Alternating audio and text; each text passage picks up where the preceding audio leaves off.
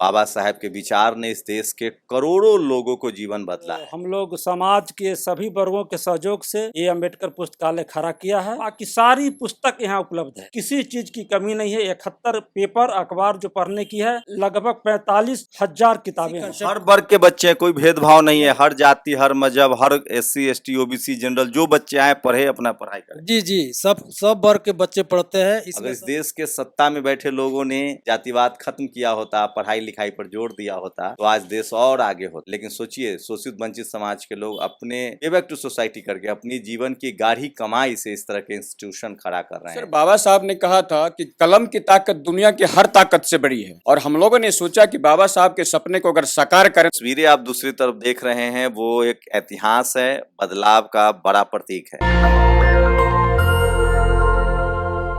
नमस्कार, मैं शंभू कुमार सिंह और आप देख रहे हैं नेशनल दस्तक। जो तस्वीरें आप दूसरी तरफ देख रहे हैं, वो एक इतिहास है, बदलाव का बड़ा प्रतीक है। इस देश में बाबा साहब ने कहा है, जब तक आप शिक्षित नहीं होंगे, फुले ने कहा है, जब तक आप शिक्षित नहीं होंगे तब तक बदलेगा नहीं आपका जीवन।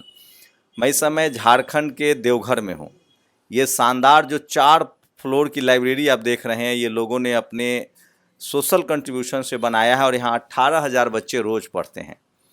और सोचिए, बाबा साहब के विचारों से लैस है ये लाइब्रेरी और ये ऐतिहासिक है। इस देश को, दुनिया को जानना चाहिए कि जब तक खासकर जो शोषित वंचित समाज के लोग हैं, जो वीकर सेक्शन के लोग हैं, जिनको दलित, पिछड़े, किसान, आदिवासी, अल्पसंख्यक कहते हैं, जब तक वो लाइब्रेरी नहीं जाएंगे, किताब का रास्ता नहीं थामेंगे, जब तक वो SP DM CM कलेक्टर, चपरासी से लेकर चीफ जस्टिस नहीं बनेंगे, यहाँ तक कि जब तक आपके पास दिमागी रूप से ताकत नहीं होगी, आप कारोबार, बिजनेस कहीं सफल नहीं हो सकते हैं।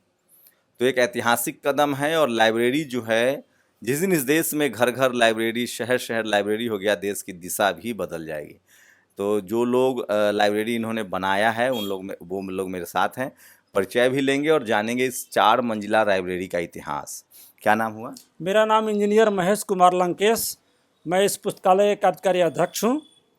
और हम लोग समाज के सभी वर्गों के सहयोग से ये अम्बेडकर पुस्तकालय खड़ा किया है। और इस अम्बेडकर पुस्तकालय दिन रात चलती है, 4 फ्लोर में चल रही है। 24 घंटा 24 घंटा। जिनको दिन में फुर्सत नहीं मिलती है, वो बच्चे वो रात में पढ़ते हैं। कितने बच्चे हैं? और इस बच्चे में 18,608 बच्चे हैं। इस पुस्तकालय में छात्र छात्राएँ हैं। एक हम लोग फ्लोर छात्राओं के लिए मैं दे दिया हूं। और सबसे बड़ी चीज़ है कि इस पुस्तकालय में एक पेन और एक कॉपी लानी है, बाकी सारी पुस्तक यहाँ उपलब्ध है। RO का पानी हम लोग देते हैं, 24 घंटा बिजली, किसी चीज़ की कमी नहीं है। 71 पेपर अखबार जो पढ़ने की है, और आपके 38 कितनी किताबें हैं यहाँ? यहाँ किताब लगभग 1 करोड़ की किताबें हैं। नहीं, संख्या किताबों की में लगभग 45,000 किताबें हैं, विभिन्न सभी प्रकार के कंपटीशन। कितने न्यूज़पेपर कितने आते हैं? न्यूज़पेपर पर डे 71 पेपर आते हैं। मैगजीन महीने में? मैगजीन 38 सारे कंपटीशन के होते हैं। बच्चे लोग तैयारी करते हैं। लगभग 1,000 को नौकरी यहाँ से मिल गई। कब शुरू किए थे? ये 14 अप्रैल 2017 को हम लोगों ने एक साथ, यानी बाबा साहब के काश धातु की मूर्ति के साथ साथ हम लोग इस पुस्तकालय को उद्घाटन किए थे। तो ये शानदार है। और भी लोग हैं। आपका क्या नाम हुआ सर? मेरा नाम कन्हैया राम हुआ। तो ये कंसेप्ट कैसे आया? एक कंसेप्ट हम लोगों ने बाबा के विचारों को, उनका एक जो ज्ञान या शिक्षित करो, इसको कंसेप्ट लेकर हम लोगों ने चला कि शिक्षित यदि भारत होता है या ग्रामीण के लोग भारत शिक्षित होते हैं, तो ये अपना उद्धार खुद कर सकते हैं। इसी कंसेप्ट, हर वर्ग के बच्चे हैं, कोई भेदभाव नहीं है, हर जाति, हर मजहब, हर SC ST OBC जनरल जो बच्चे आए पढ़े, अपना पढ़ाई करें। जी जी, सब वर्ग के बच्चे पढ़ते हैं। इसमें सबसे अधिक बेनिफिट्स जो है OBC के जो वर्ग के लोग हैं, वो 62% लड़के इसमें, इन लड़के लड़कियां इनरोल हैं। और 18% के लगभग है फॉरवर्ड कास्ट के, और जनरल कैटेगरी के, और उतना ही बच्चे SC के भी हैं। और 2.4% के लगभग हैं शेड्यूल्ड ट्राइब्स के, और 1.4% के लगभग हैं आपको माइनॉरिटीज़ के। तो मैनेजमेंट कैसे करते हैं, मतलब इसका देखभाल ये सब कैसे चलता है? इस देखभाल हम लोग करते हैं कि यहाँ से जो फंडिंग, बच्चों से फंडिंग जो आता है, उससे तो हम 27 स्टाफ इसमें कार्यरत है, जिसका पेमेंट भुगतान करते हैं। कितना पैसे लेते हैं प्रत्येक बच्चों से? 250 रुपये लेते हैं, बस 250 रुपये। हाँ 250 रुपये पर मंथ लेते हैं, और उसी से इसका मैनेजमेंट चलता है। और उसके बाद जो होता है वह जो यहाँ के डोनेशन से चलते हैं, जैसे डॉक्टर हुए, इंजीनियर्स हुए, जब पदाधिकारी जो हैं उसके डोनेशन से हम लोग इसको काम चलाते हैं। और प्रत्येक ईयर जो बच्चा जो डिमांड करता है कौन सा बुक उसको चाहिए, यहाँ से प्रोत्साहित किया जाता है कि देखो तुमको ज़रूरत क्या है, ज़रूरत के अनुसार हम लोग पर ईयर या पर मंथ कहिए कि पर मंथ हम लोग बुक की सप्लाई करते हैं उन लोगों को। कितने बच्चे सफल हुए हैं अब तक आपके यहाँ से? जानकारी के अनुसार, अपुष्ट जानकारी के अनुसार लगभग 1200 लड़के सफल यहाँ हुए। ये सब तमाम लोग, क्या नाम हुआ आपका? मैं कृष्णा कुमार केसरी नाम हुआ। हाँ, आप कब से जुड़े हो? मैं 2017 से जुड़ा हुआ हूँ। मैं इसका मतलब सक्रिय सदस्य हूँ। और यहाँ पे आने से ये बेनिफिट हुआ कि सभी को बराबर, जो भेदभाव की थी यहाँ पे वो भेदभाव नहीं है। और मुझे यहाँ से बहुत कुछ मिला। मैं चूँकि यहाँ का सक्रिय सदस्य हूँ और दिन रात रहता हूँ, लगे रहता हूँ। मेरी सेकंड मैरिज भी यहीं से हुई। जो कास्ट की एससी है, पासवान है, मैं ओबीसी हूँ।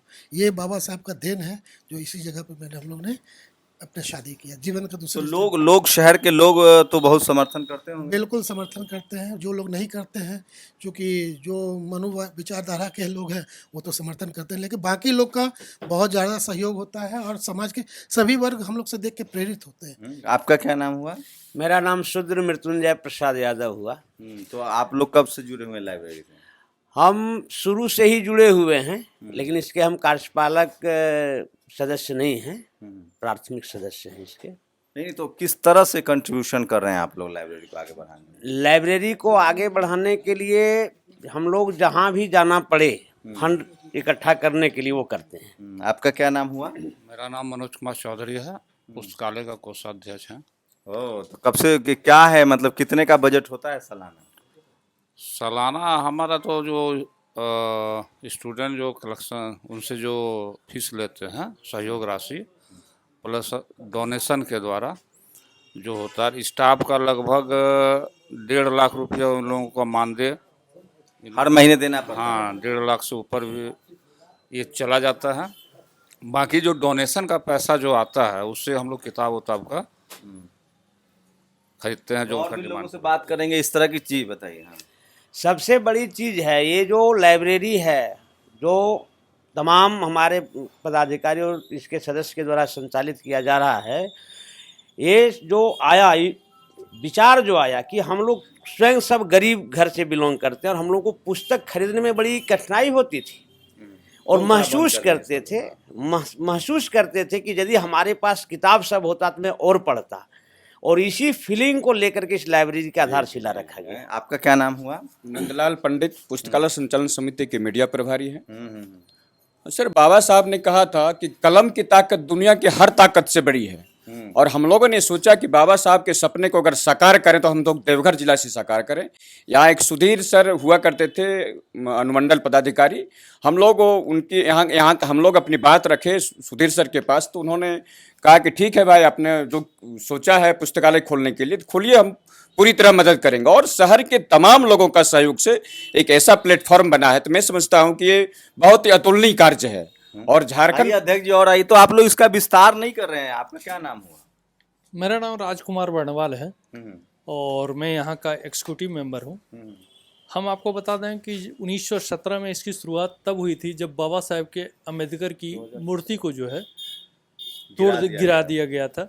वहीं से यहाँ के लोगों में जो है एक भाव जगा था। और सुधीर गुप्ता सर उस समय सिविल एसडीओ थे, वो आए थे, उनको भी बहुत दुख हुआ था इस कारण कि लोग इस तरह कर रहे हैं। तो उन्होंने कहा था कि यहाँ एक ऐसा कील गाड़ दें जो लगे कि पूरा देश जाने इसको कि क्या चीज़ है। ये मूर्ति के साथ लाइब्रेरी बनता रहे तब तो और ज़्यादा तेजी से सुधार होगा।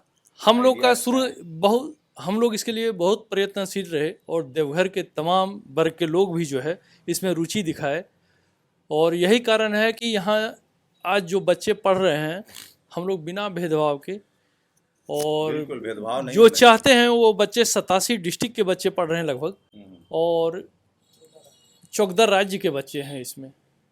87 डिस्ट्रिक्ट मतलब 87 जिले पूरे भारत 87 जिले, इसका मतलब हुआ कि झारखंड के, बिहार के, उड़ीसा के, बंगाल के, महाराष्ट्र के कई एक स्टेट के बच्चे हैं।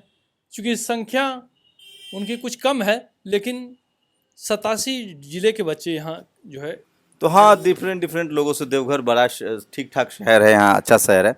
तो आप लोग इसका विस्तार, अभी आप बता रहे थे कि विस्तार सोच रहे हैं कि कई राज्यों में विस्तार या कई शहरों में विस्तार किया जाए। सबसे पहले हम लोगों ने सोचा कि महिलाओं के लिए हाँ। एक अलग पुस्तकालय बने। इसके लिए हम लोग काफ़ी प्रयासरत हैं। विगत 3 साल से हम लोग माननीय मंत्री हेमंत सोरेन से भी मिले हैं, सभी पदाधिकारी से मिले हैं, और हम लोग उम्मीद करते हैं कि माता सावित्री बाई के नाम से एक अलग पुस्तकालय महिलाओं के लिए बने।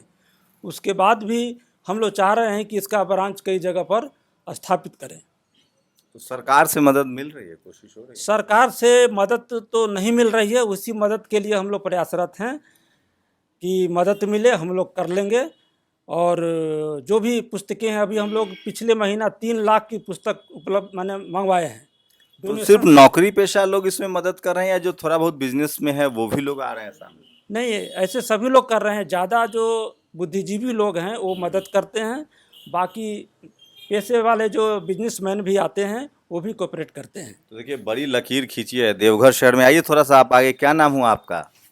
जी, मेरा नाम संजीव कुमार है सर। संजीव जी, आप कैसे कंट्रीब्यूट करते हैं इसमें?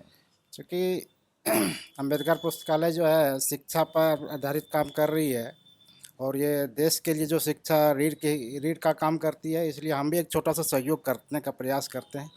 जितना हमसे हो पाता है हम भी सहयोग करते हैं लाइब्रेरी को चलाने में, या फिर किसी भी तरह का ज़रूरत होता तो वहाँ पे खड़ा रहता हूँ। ये एक बड़ी लकीर खींच रहे हैं ये लोग, और अद्भुत है, अकल्पनीय है, अविश्वसनीय है, और सब कुछ धरातल पर है। मैं बार बार कह रहा हूँ, बाबा साहेब के विचार ने इस देश के करोड़ों लोगों को जीवन बदला है, और उसी प्रक्रिया का एक ये भी उसी कार्रवाई का एक कड़ी है।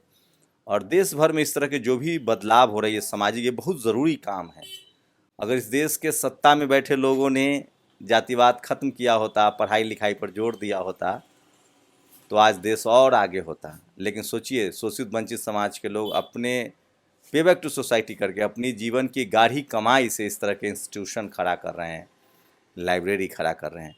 शानदार विचार है। अगर बाबा साहब की मूर्ति के साथ लाइब्रेरी भी बनता रहे, ये तो कायदे से सरकार को इनिशिएटिव करना चाहिए।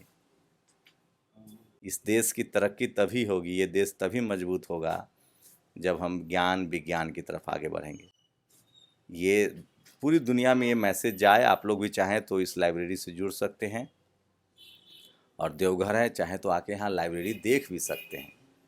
4 मंजिल की लाइब्रेरी है, 30,000 से ज़्यादा किताबें हैं, 18,000 से ज़्यादा बच्चे पढ़ रहे हैं। और यही लोग जो इस वीडियो में आपके सामने आए हैं, इन लोगों की कोशिश से ये सब सफल हुआ है। मेरी कोशिश होती है कि ऐसे तमाम कोशिशों को आप तक पहुंचाया जाए। आप लोग अपनी राय जरूर दीजिए। शंभू कुमार सिंह, नेशनल दस्तक, देवघर, झारखंड। नेशनल दस्तक की आपसे गुजारिश है कि अगर इसको बचाना चाहते हैं तो नेशनल दस्तक को सब्सक्राइब करने के लिए रेड कलर के सब्सक्राइब बटन को दबाएं, फिर बेल आइकन की घंटी दबाएं। नेशनल दस्तक को बचाने के लिए बहुत जरूरी है कि हर खबर को शेयर करें, लाइक करें, कमेंट जरूर करें।